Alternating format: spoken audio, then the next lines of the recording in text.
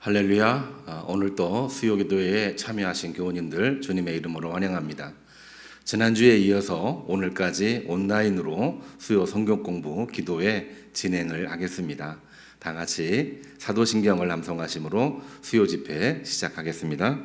전능하사 천지를 만드신 하나님 아버지를 내가 믿사오며 그 외아들 우리 주 예수 그리스도를 믿사오니 이는 성령으로 잉태하사 동정녀 마리아에게 나시고 본디오 빌라도에게 고난을 받으사 십자가에 못 박혀 죽으시고 장사한 지 사흘 만에 죽은 자 가운데서 다시 살아나시며 하늘에 오르사 전능하신 하나님 우편에 앉아 계시다가 저리로서 산 자와 죽은 자를 심판하러 오시리라.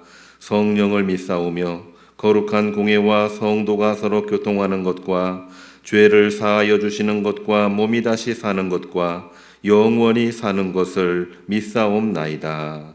아멘. 오늘 우리 교우님들과 함께 말씀을 나누려고 하는 제목은 예배자의 바른 자세. 지난주에 이어서 두 번째 시간을 갖겠습니다. 예배 찬양 훈련 31번째 시간인데요. 우리 화면을 보시면서 함께 공부하도록 하겠습니다. 히브리서 10장 19절에서 22절인데요. 본문 말씀입니다. 다 같이 한 목소리로 합독하시겠습니다. 그러므로 형제들아 우리가 예수의 피를 힘입어 성소에 들어갈 담력을 얻었나니 그 길은 우리를 위하여 휘장 가운데로 열어놓으신 새로운 살 길이요 휘장은 곧 그의 육체니라. 또 하나님의 집 다스리는 큰 제사장이 계심에 우리가 마음의 뿌림을 받아 악한 양심으로부터 벗어나고 몸은 맑은 물로 씻음을 받았으니 참 마음과 온전한 믿음으로 하나님께 나아가자. 예배를 드리는 자세에 대해서 히브리 기자가 우리들에게 전하고 있는 하나님의 말씀입니다. 예배는 무엇입니까? 예배는 하나님 앞에 나아가는 시간이기도 하고 하나님과의 약속을 말하는 것이 예배입니다. 인간관계에서도 약속이 중요하듯이 그에 따른 합당한 준비를 하고 있는데 우리도 예배를 드릴 때에 예배에 합당한 하나님 앞에 합당한 예배 준비를 하는 것이 참 중요합니다. 어떠한 태도를 가지고 예배를 드리는 것이 중요할까요? 우리가 이미 알고 있긴 하지만 다시 한번 말씀을 근거로 해서 본문 말씀을 근거로 해서 세 가지로 정리하고 같이 기도하는 시간 갖겠습니다. 첫 번째로는 하나님과 만나는 시간이라고 이야기를 했기 때문에 예배 시간을 잘 지키는 것이 중요합니다. 다니엘 6장 10절을 보면은 이런 본문이 있습니다. 화면 보시면서 본문 말씀 제가 읽어 드리겠습니다. 다니엘이 이 조서에 왕의 도장에 찍힌 것을 알고도 자기 집에 돌아가서는 윗방에 올라가 예루살렘으로 향한 창문을 열고 전에 하던 대로 하루 3번씩 무릎을 꿇고 기도하며 그의 하나님께 감사하였더라.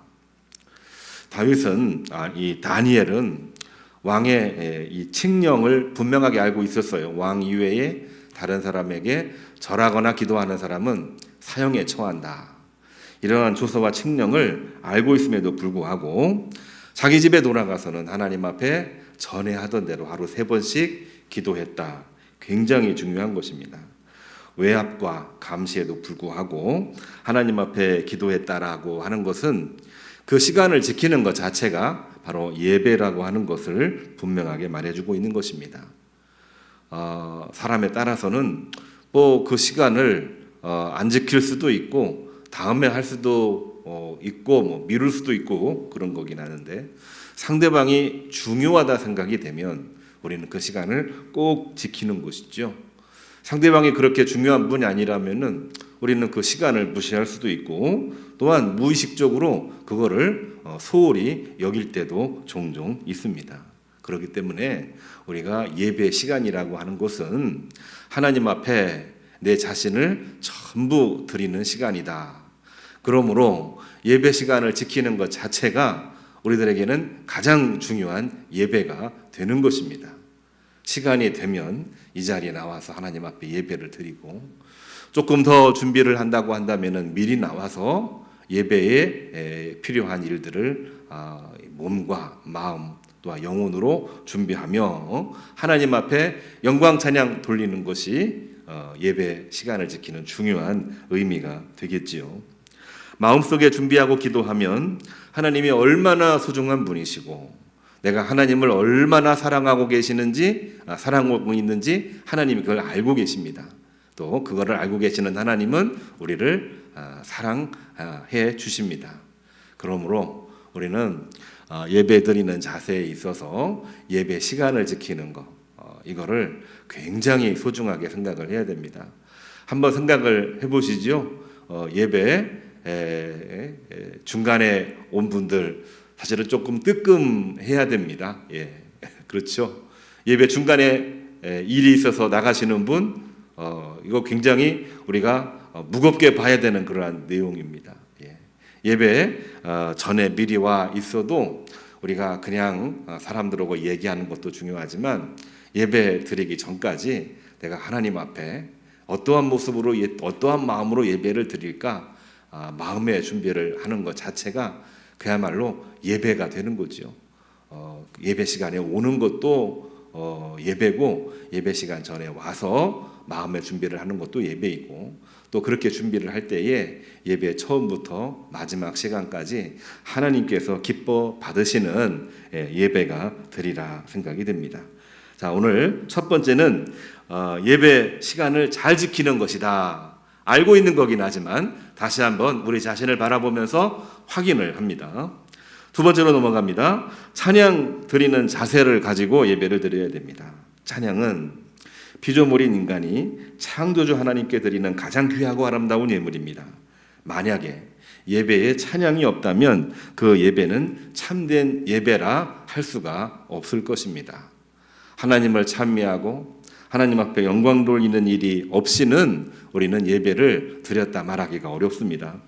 그거 조금 이상한데요. 마음만 잘 드리면 되는 거 아닙니까? 그래서 제가 본문 말씀을 가지고 왔습니다.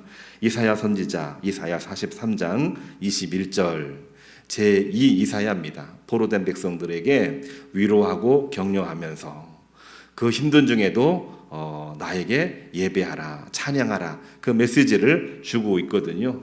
43장 21절 이 백성은 내가 나를 위하여 지었나니 나를 찬송하게 하려 함이니라. 하나님이 인간에게 찬양받는 것이 인간을 지으신 목적이라 분명하게 말해 주고 있는 것입니다.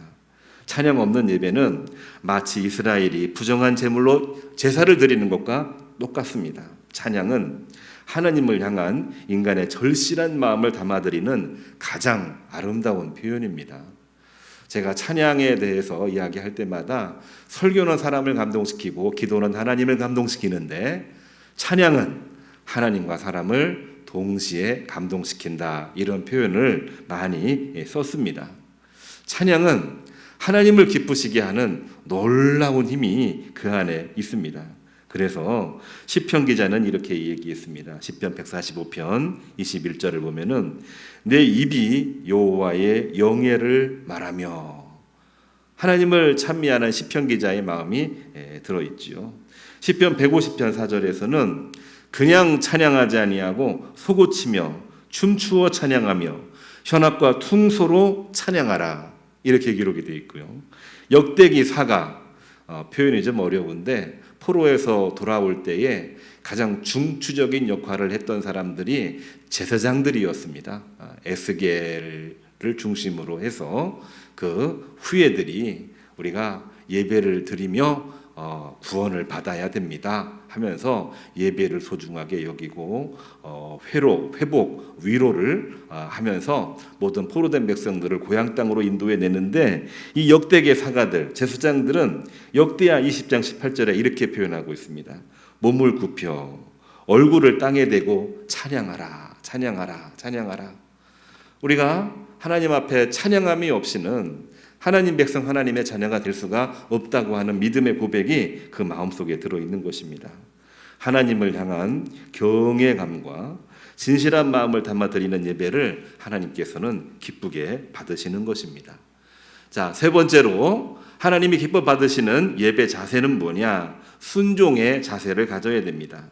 예배자에게 요구되는 가장 중요한 것은 하나님에 대한 순종의 마음을 더욱더 굳게 하는 것입니다. 우리 일상생활에서 순종보다 자신이 좋아하는 것만 따라하는 경향들이 있습니다.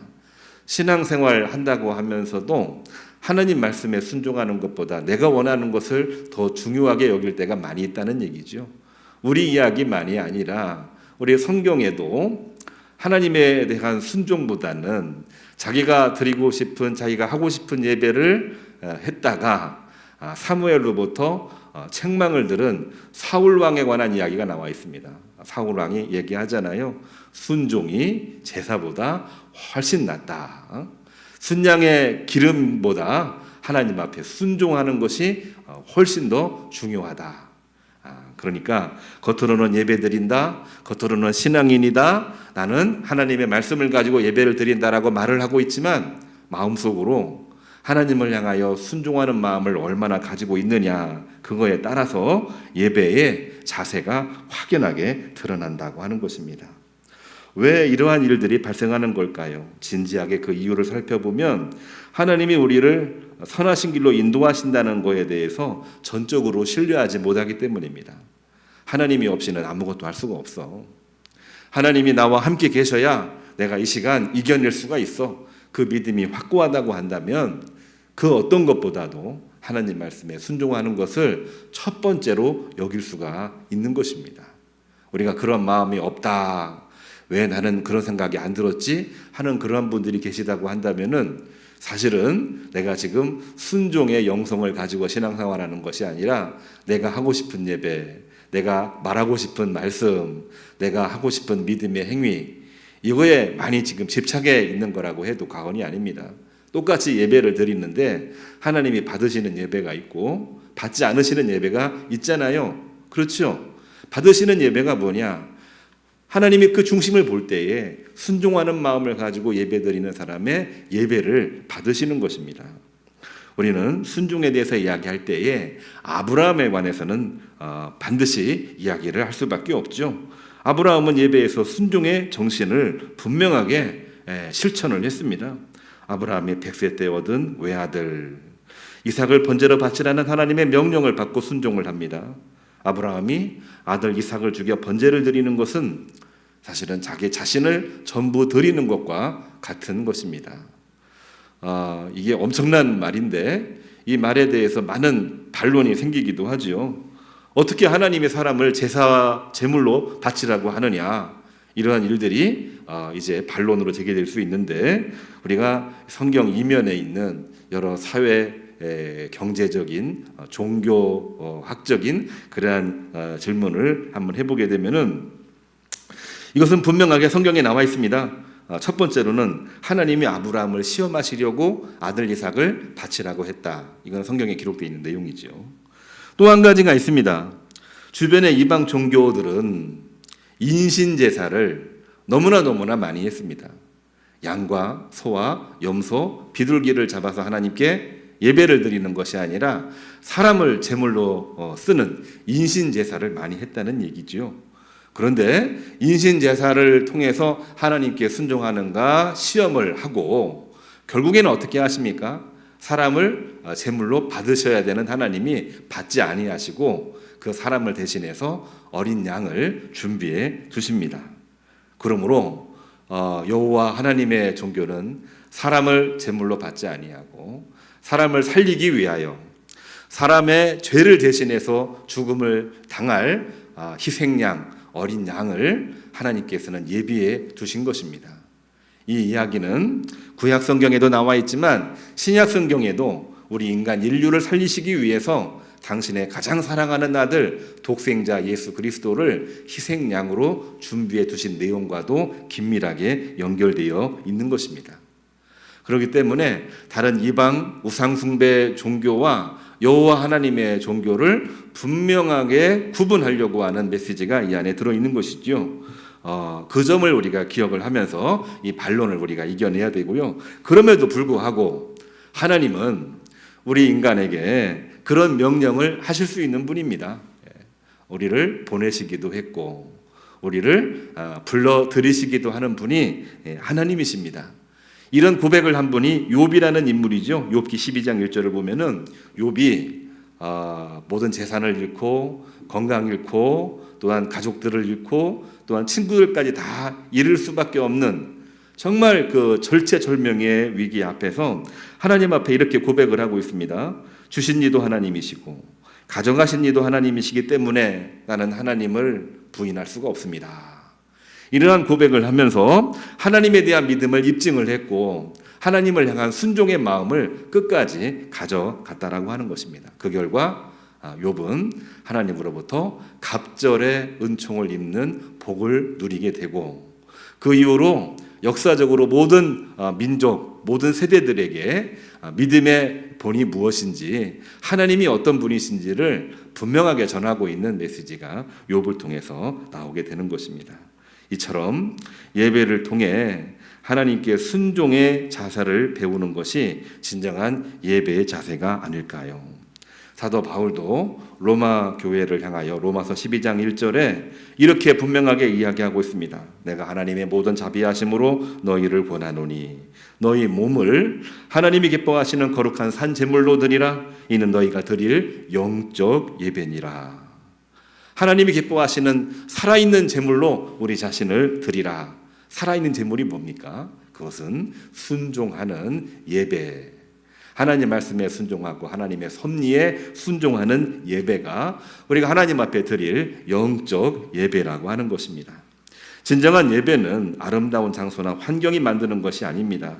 우리의 영적 감각을 일깨워서 하나님을 경외하는 마음을 새롭게 하며 새로운 마음으로 하나님께 찬양과 경배를 드리는 것입니다.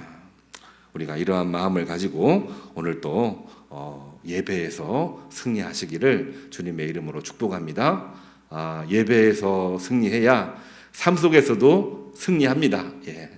예배에서 승리하지 못하면 삶에서 승리할 수가 없어요. 물론 예배 후에 예배가 또 있습니다. 우리 삶이 예배이지요. 삶 속에서도 예배를 드리는 심정으로 우리가 살 때에 삶에서 승리하고 그 승리의 기쁨을 하나님 앞에 감사하면서 주일날 하나님 앞에 나와 예배 드리는 것이 주일 예배이기도 합니다. 오늘 예배를 드리는 자세, 첫 번째는 시간을 지킵시다. 하나님 앞에 찬양하며 예배를 드립시다. 세 번째로는 순종하는 마음으로 예배를 드립시다. 예배자의 자세, 두 번째 시간에 내용을 함께 살펴봤습니다. 알고 있는 거지만 알고 있다고 우리가 다 지키지 못하잖아요. 알고 있는 것을 실제 생활에서 지키고 또한 실천하고 그것을 통해서 은혜를 입고 열매를 맺는 것이 예배의 목적 아니겠습니까? 예배에서 승리한다, 예배에 성공한다는 얘기는 은혜를 입는 것입니다. 예배를 통해서 열매를 맺는 것입니다. 오늘 예배 드리는 세 가지 자세를 통해서 예배에서 승리하시고 영광 돌리기를 주님의 이름으로 축복합니다. 기도하겠습니다. 주님, 참으로 감사를 드립니다. 오늘 또 주 앞에 나와서 예배자의 자세 두 번째 시간을 가졌습니다. 예배 시간을 지키는 것, 이것이 하나님 앞에 드리는 첫 번째 자세요. 또한 진정 찬양 드리는 마음으로 영광을 돌리며 예배 드릴 때에 그것이 예배의 참 마음이요. 순종하며 예배에 참여하는 것이 하나님이 기뻐하시는 예배임을 다시 한번 확인하게 되었나이다. 우리가 알고 있는 것이긴 하지만 이것을 실천함으로 하나님의 은혜를 입고 그 은혜를 가지고 이 땅에서 열매를 맺는 데 부족함이 없도록 복의 복으로 은혜 위에 은혜로 역사하여 주옵소서. 폭염으로 열대야로 힘겹게 하루를 지내고 있는 주의 종들 건강 지켜주시고 안전사고로부터 지켜주시옵시고 이 여름을 잘 나서 가을에 그야말로 아름다운 열매, 풍성한 열매를 맺는 데 부족함이 없도록 복을 허락하여 주옵소서. 환우들이 있습니다. 하나님 지켜주시옵고 견디게 해주시옵고 혈액순환 잘 되고 또한 뼈와 근육, 신경에 이르기까지 모든 염증으로부터 하나님 지켜주시옵소서. 치료의 광선을 바라여 주시옵소서. 이번 주일 주 앞에 나와 예배 드릴 때에도 기쁨과 감사로 영광을 돌리며 예배에서 승리하는 주의 종들 되게 하시옵소서. 예수님의 이름으로 기도합니다. 아멘. 이제는 우리 주 예수 그리스도의 은혜와 하나님의 사랑과 성령의 감동하심이 오늘 예배 드리는 자세 두 번째 시간을 맞이해서 하나님 말씀 묵상하고 그 말씀을 가지고 실천하여 예배에서 승리하고 열매 맺기를 다짐하고 이 시간 함께 기도하고 있는 주의 종들 머리머리 위에, 가정 위에, 현재 위에, 미래 위에, 환우들 위에 이제로부터 영원까지 함께 하기를 간절히 축원합니다. 아멘. 이상으로 수요기도 성경 공부 모두 마치겠습니다. 하나님께 영광의 박수 올리겠습니다.